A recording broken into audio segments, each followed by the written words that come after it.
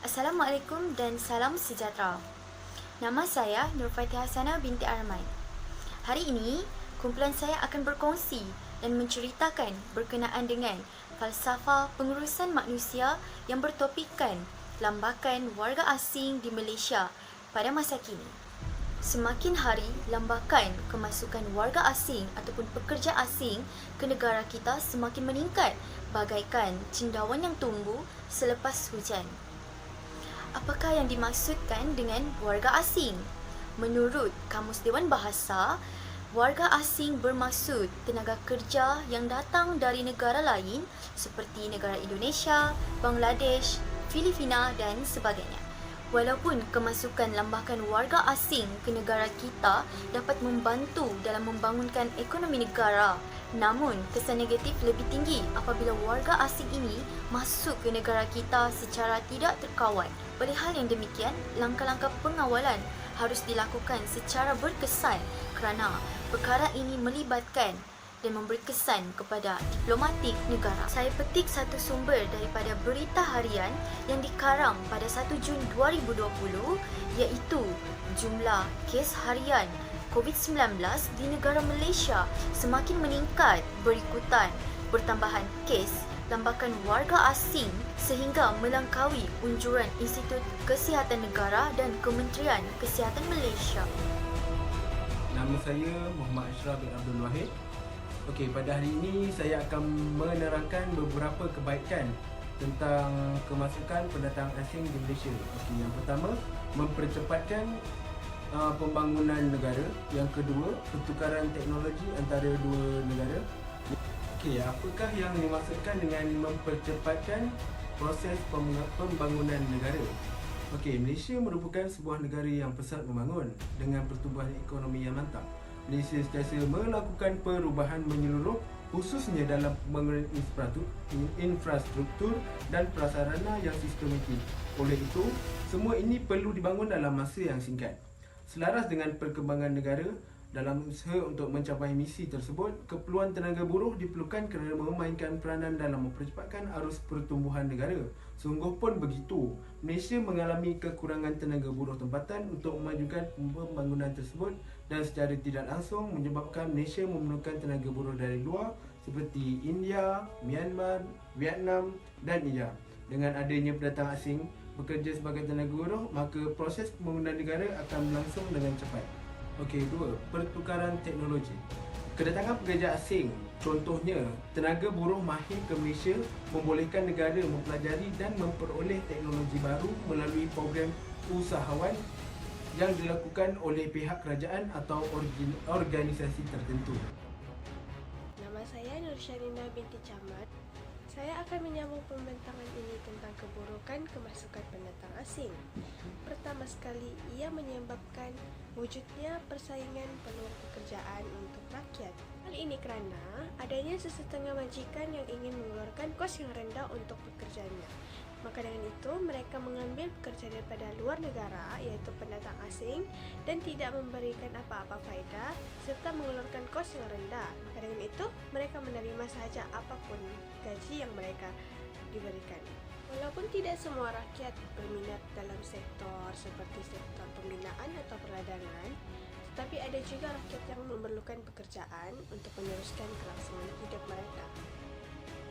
Nama diberi Nur Syafiqah Nabila binti Salza Zarib.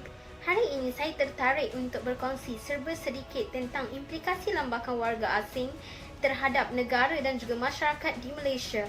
Yang kini dilihat ramai warga asing yang datang dan masuk ke Malaysia seperti dari Bangladesh, Indonesia, Vietnam, Thailand, Pakistan dan sebagainya. Tujuan asal mereka ini datang ke Malaysia adalah untuk mencari pekerjaan. Hal ini secara tidak langsung memberi impak dan juga implikasi yang buruk terhadap setiap individu masyarakat dan juga negara Malaysia sendiri. Sebagai contoh yang dapat dilihat, pelajar lepasan universiti yang telah bergraduasi tidak dapat menempatkan diri mereka dalam alam pekerjaan.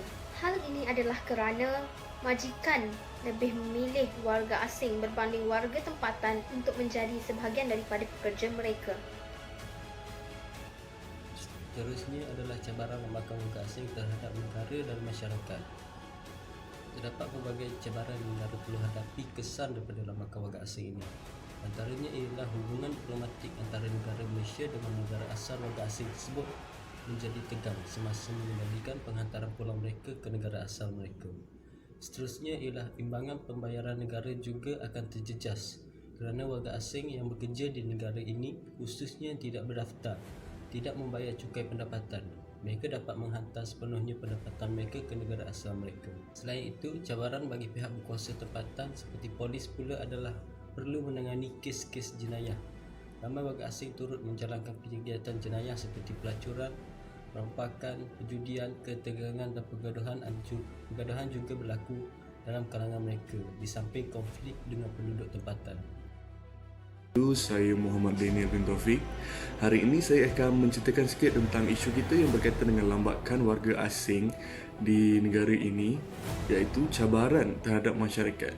Yang pertama adalah daripada segi sektor kesihatan. Masyarakat warga asing ini datangi daripada negara-negara yang terpencil dan negara yang miskin. Misalnya, negara mereka mempunyai tahap kesihatan yang kurang baik. Jadi, apabila mereka datang ke sini, mereka membawa penyakit-penyakit seperti HIV, hepatitis dan sebagainya. Perkara ini mendorong kepada masyarakat kita terdedah kepada kesihatan yang tidak elok. Jadi, apabila mereka bekerja dalam sektor yang sama, mereka akan menyebarkan penyakit ini kepada masyarakat tempatan. Dan seterusnya, berkaitan dengan cabaran terhadap masyarakat melalui pekerjaan di sektor pembinaan. Sektor pembinaan seperti yang kita tahu dimanipulasi oleh warga asing kerana bayarannya yang sangat rendah berbanding dengan masyarakat tempatan. Oleh itu, masyarakat kita sendiri terpaksa bersaing dengan mereka untuk mendapatkan pekerjaan di tanah air sendiri. Secara keseluruhannya, berdasarkan tajuk yang telah kami bincang, iaitu cabaran lambakan warga asing terhadap masyarakat dan negara. Di sini, apa yang dapat saya simpulkan adalah kedatangan lambakan warga asing terhadap negara kita memberi kesan yang buruk berbanding kesan yang baik. Di sini, apa yang dapat saya simpulkan adalah kedatangan lambakan warga asing sebenarnya lebih cenderung memberi kesan buruk daripada kesan baiknya, terutamanya kepada negara dan masyarakat. Pihak kerajaan diseru agar memperketatkan dan memantau kemasukan pendatang asing di negara kita. Oleh itu, besarlah harapan kita agar semua pihak bekerjasama untuk membantras kemasukan warga asing di negara kita agar perkara seperti ini tidak akan berlaku lagi. Peringatan saya buat kalian semua yang sudi menonton sehingga akhir. Ayolah kita bersama-sama berganding bahu untuk memastikan kita semua dapat hidup dalam keadaan sihat, aman dan sejahtera. Sekian, Assalamualaikum.